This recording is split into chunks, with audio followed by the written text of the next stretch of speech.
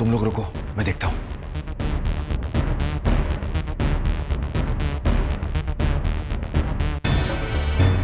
नहीं पापा,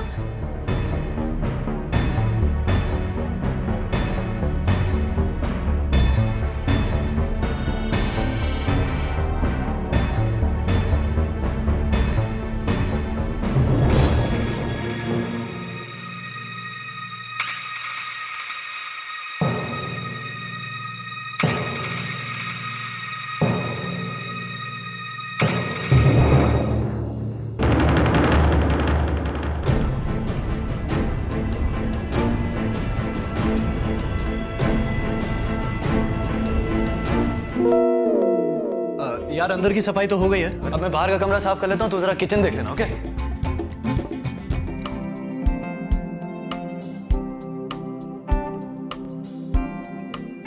तुम वापस आ गए?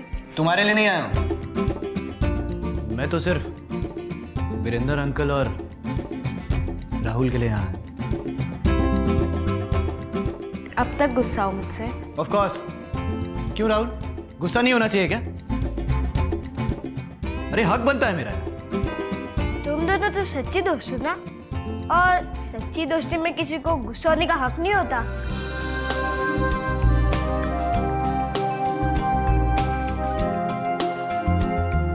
ठीक है, सिर्फ तू कह रहा है इसलिए मान रहा हूं। ओके? तो मुझे सब कुछ भूल जाना चाहिए। हाँ? ए, हेलो, ऐसे खड़े खड़े हंसने से कुछ नहीं होगा, चलो काम पे लगो। मैं तुम्हारा पूरा घर अकेले साफ नहीं करने वाला। ये लो पकड़ो और करो सफाई।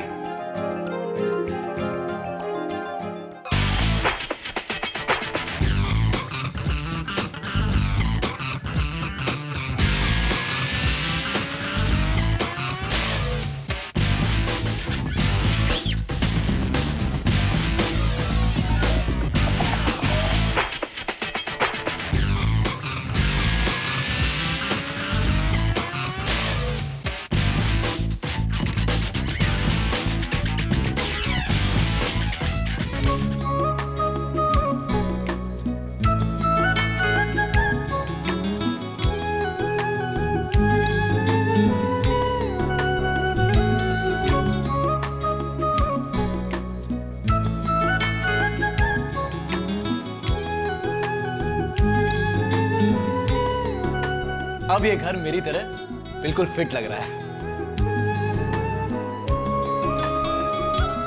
अरे सिड,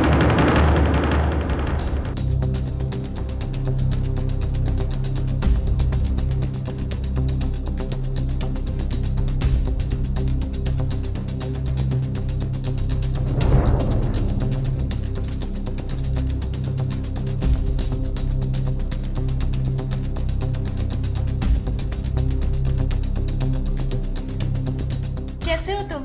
एकदम अच्छा हूँ। अरे आप उधर क्यों खड़े हैं? अंदर आइए ना।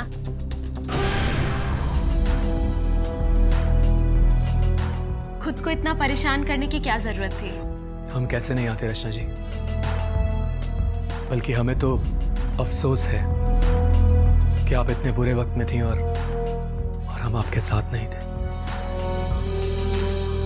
दरअसल हमारे ये जो दोस्त हैं ना, बहुत प्यार करते हैं हमसे, एक पल के लिए भी बिस्तर से हिलने नहीं दिया।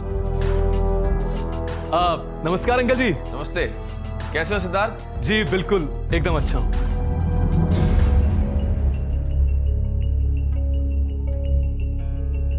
चलो रचना, अब मैं चलता हूँ। अभी जा रहे हो? हाँ, अब सारा काम तो हो ही गया ना रचना, तो अब मुझे चलना चाहिए। विकी, रॉनी, गगन, चलो लेट्स गो गाइस।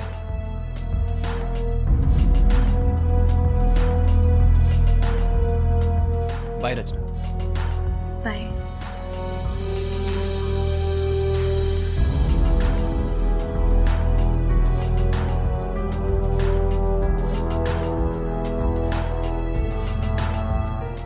सिड, मुझे भी हॉस्पिटल जाना है, राहुल की रिपोर्ट्स लेने।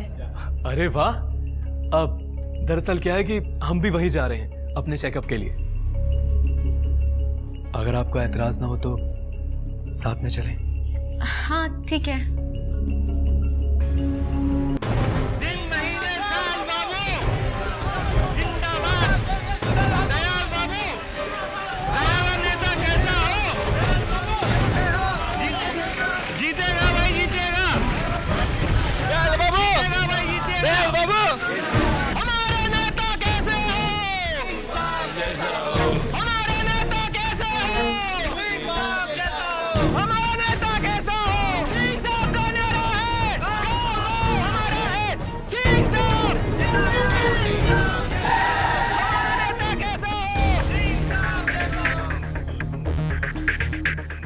लो भाई, कुछ तो गजब होने वाला है। ठकराल और खेल मंत्री सिंह के बीच बहुत पुरानी दोस्ती थी, लेकिन अभी ठकराल ने दयाल से गठजोड़ कर लिया है और अब उसके बाद ये दोनों पहली बार सबके सामने मिले हैं। कुछ तो बवाल होने वाला है। हमारा नेता कैसा हो? प्रणाम दयाल बाबू, प्रणाम। दयाल बाबू, इस बार विधानसभा में आने का विचार नहीं है। अरे कैसे कैसे लोगों को लिए साथ में घूम रहे हो प्रचार के लिए। छी! जेल यात्रा और अफवाहों के मुताबिक पत्रकार की सरेआम हत्या, और कल रात की तो बात है, एकदम ताजी ताजी खबर है। हाँ, एक गरीब मजदूर की हत्या करने की कोशिश, और बयान सुनने के बाद यही पता चलता है कि इसमें भी उन्हीं का हाथ है। क्यों ठकराल? मैं ठकराल साहब,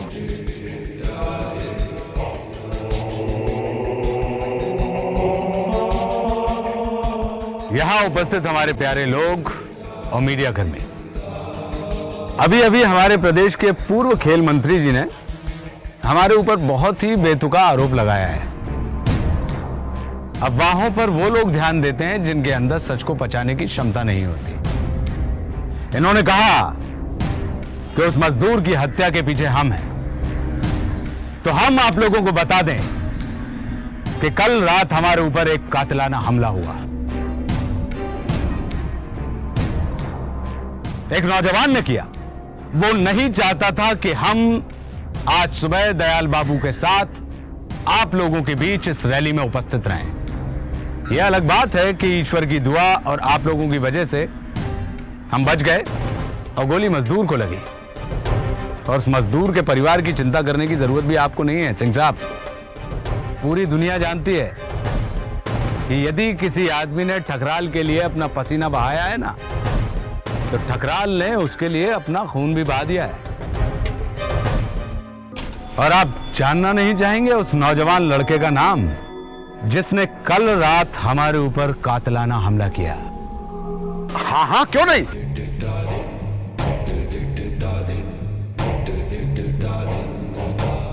उस नौजवान लड़के का नाम है सुशांत सिंह।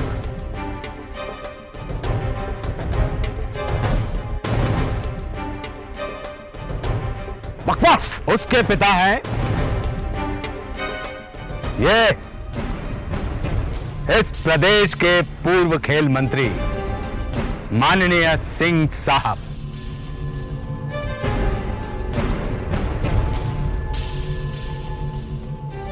अभी यहाँ कोतवाली मार्केट के बीचों बीच ठकराल ने सबके सामने खेल मंत्री के बेटे सुशांत पर एक मजदूर पे गोली चलाने का आरोप लगाया है। जी हाँ, बहुत बड़ी खबर। ठकराल ने दिया सिंह को करारा जवाब। कहा सिंह के बेटे ने ही मजदूर पर गोली चलाई। कम से कम सरकारी कागजों पर तो इन्हीं का नाम है सुशांत के पिता के रूप में। ये वही सुशांत सिंह है जिसके ऊपर प्रिंसिपल साहब की बेटी के साथ बलात्कार करने और उसकी हत्या करने का आरोप है। अरे छूटा आदमी है ये, एक नंबर का मक्कार। अरे जिसपे खुद पे इतने सारे इल्जाम लगे हुए हो, उस आदमी का क्या भरोसा करना। अरे एक नंबर का उचक्का है, लुच्चा, लफंगा और घटिया आदमी है ये, घटिया।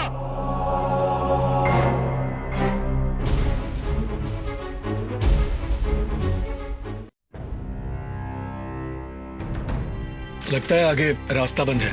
भाई साहब, राइट में से निकाल लीजिएगा। कोई आगे रैली वाली जा रही है शायद। नहीं, यहीं पे रुको।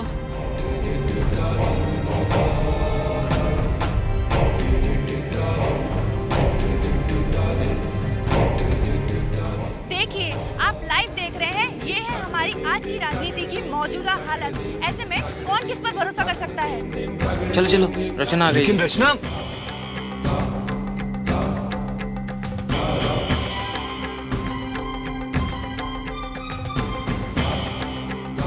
रचना जी, आपका इस नए बखेड़े के बारे में क्या कहना है? तुम्हारे घर में सिलेंडर फटा, क्या ये भी कोई साजिश का हिस्सा है? अब तक तुमने हर बुराई के खिलाफ आवाज उठाई है। आज की पॉलिटिक्स की जो हालत है उसके बारे में तुम्हारा क्या व्यू है? और इन दोनों नेताओं में तुम किसे चुनोगे? कोई क्या चुन सकता है जब राजनीति बना रही हो ऐसे राक्षस, और सत्ता चला रही हो उन्हीं की कठपुतलियां। लेकिन इससे मेरा मतलब ये नहीं है कि हमारी कोई गलती नहीं है। हमारे पॉलिटिक्स की वही हालत है जो हमारे चरित्र, हमारे देश, हमारे शहर की है। नेता तो वो बन जाता है जिसे हम चुन के ताकत देते हैं, और अगर हम कुछ भी गलत होता देख चुप खड़े रह सकते हैं तो इन लोगों को गालियां कैसे दे सकते हैं? देश को तुम्हारी जैसे युवाओं की जरूरत है, अब पॉलिटिक्स में क्यों नहीं आ जाती? मैं लोगों के लिए जरूर कुछ करना चाहूंगी, लेकिन अभी मेरा निशाना कहीं और है। अरे हटाओ इसे ठकराल साहब, क्या उल्टा सीधा बोल रही है? जनता भी इसके साथ दिखाई दे रही है। दाऊ साहब, ये वक्त ठीक नहीं है, अभी हमको यहाँ से चलना चाहिए।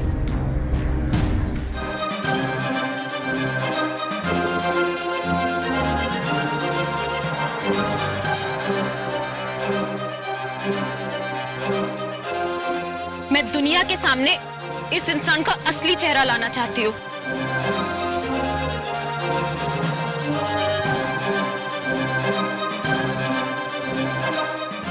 एक बार, और वो आखिरी बार होगा। इस लड़की में बहुत जोश है, बल्कि हम तो हैरान हैं। सचमुच पता नहीं कौन से जन्म का बदला चुका रही है हमसे। जब भी मौका मिलता है फूट पड़ती है। सब तरह के हथकंडे अपना चुकी है ये। लेकिन बड़ी अजीब बात है कि आज तक एक भी इल्जाम साबित नहीं कर पाई हैं आप।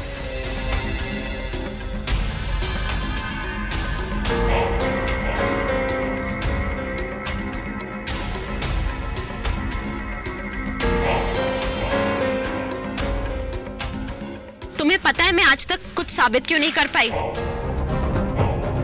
क्योंकि तुमने एक एक करके सारे सबूत मिटा दिए, किसी को नहीं छोड़ा। ना ही कोई गवाह, ना ही कोई जो तुम्हारे सामने खड़ा हो सके। यदि ऐसा है तो तुम यहाँ कैसे खड़ी हो? मैं यहाँ खड़ी हूँ क्योंकि तुम अपने आप को बहुत बड़ा समझते हो। तुमने कभी सोचा भी नहीं कि मैं तुम्हारा कुछ बिगाड़ सकती हूँ। आप चाहती हैं कि हम डर जाएं और कंबल ओढ़ के सो जाएं? मैंने तो तुम्हें पहले ही कहा था मुझे मार दो,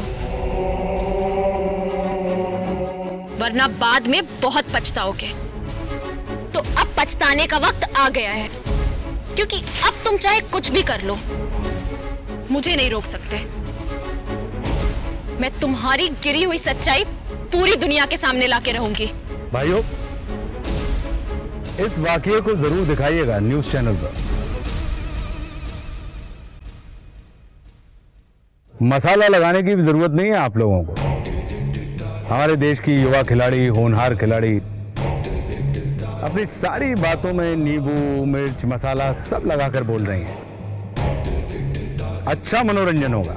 ये कोई मजाक की बात नहीं है। जब इस उम्र की कोई भी लड़की आपके सामने बोलने की हिम्मत करेगी मिस्टर ठकराल, इसमें कुछ तो सच्चाई होगी ना? बिना आग के धुआं नहीं होता। ये कह रही हैं कि आपने लगातार सबूत और गवाहों को दबाया है, क्या ये सच है? सिर्फ बड़े ही झूठ बोलते हैं ऐसा नहीं है। आज के दौर में बच्चे भी बहुत झूठ बोलते हैं बड़ा बनने के लिए। कार वाले का और साइकिल वाले का एक्सीडेंट हो जाता है तो अक्सर हम कार वाले को कटघरे में खड़ा करते हैं और कहते हैं कि गलती तुम्हारी है। ये दौर चल रहा है कि जब सिर्फ बड़े लोगों पर ही प्रश्न चिन्ह लगाया जाता है। खैर, हम 3 दिन आप लोगों के साथ हैं, मीडिया के सामने हैं और पूरे देश के सामने, तो हम किसी सबूत को मिटा नहीं सकते हैं, नष्ट नहीं कर सकते हैं। 3 दिन हैं आपके पास। 3 दिन में चाहें इकट्ठा करिए, कौन सा सबूत करती हैं हम भी देखते हैं। मुझे मंजूर है।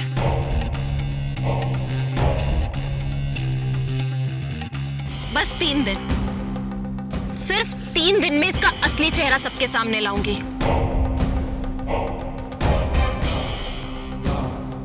ये मुझे मारे या ना मारे, सबूत दबाए या ना दबाए, गलत तरीके अपनाए या चुपचाप बैठा रहे, मुझे कोई फर्क नहीं पड़ता।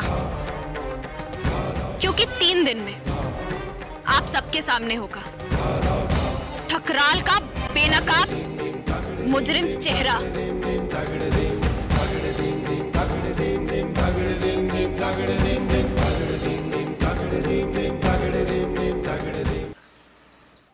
बस 3 दिन, सिर्फ 3 दिन में इसका असली चेहरा सबके सामने लाऊंगी। ये मुझे मारे या ना मारे, सबूत दबाए या ना दबाए, क्योंकि 3 दिन में आप सबके सामने होगा ठकराल का बेनकाब मुजरिम चेहरा। अब देखना यह है कि रचना अगले 3 दिनों में क्या कर पाती है।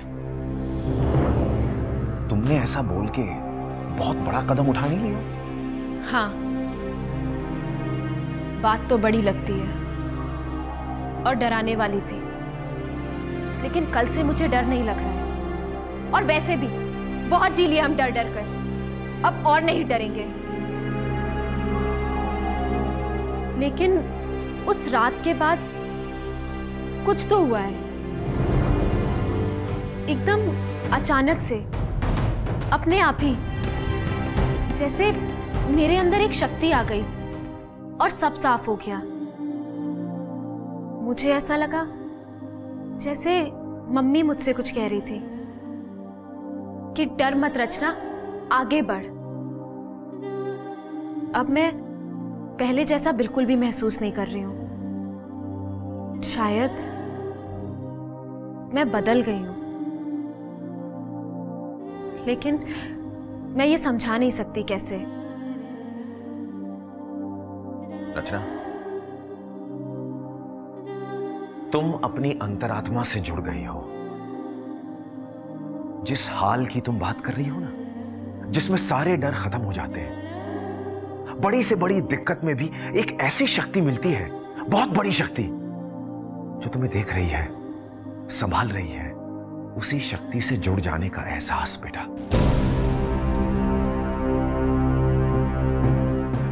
और ये तब होता है जब मन और आत्मा एक हो जाए। शरीर को दर्द होता है, मन को डर लगता है, मगर आत्मा तो इन सब के परे है। कभी कभी जब आदमी के सहने की ताकत कम हो जाए, तो उसे अचानक अपने अंदर की बहुत बड़ी ताकत नजर आती है बेटा। वाह, सुनने में तो ये कितना अच्छा लग रहा है। लेकिन रचना, तूने सोचा कि 3 दिन में तू क्या करेगी? अब तो सब लोग तुझे देख रहे हैं।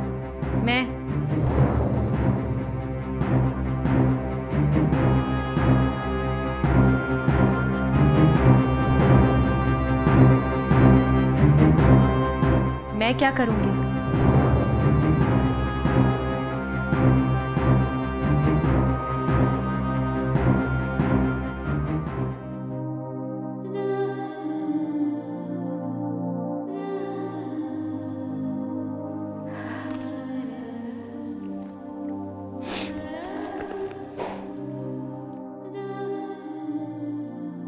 रचना जब बच्ची थी तो बहुत मुस्कुराती थी, बहुत मीठी सी मुस्कान थी उसकी, और हमेशा खुश रहती थी। जब उसे चोट भी लगती, तब भी इसके पहले कि मैं उसे दिलासा दूं, वो ही मुझे दिलासा देती थी। दर्द में भी मुस्कुरा के कहती थी, मुझे कुछ नहीं हुआ माँ, देखो मैं रो रही हूँ नहीं ना। इसलिए आज भी मुझे हैरानी कम होती है, क्योंकि वो अब भी उतनी ही जीवन शक्ति से भरी है, उतनी ही आशावान है।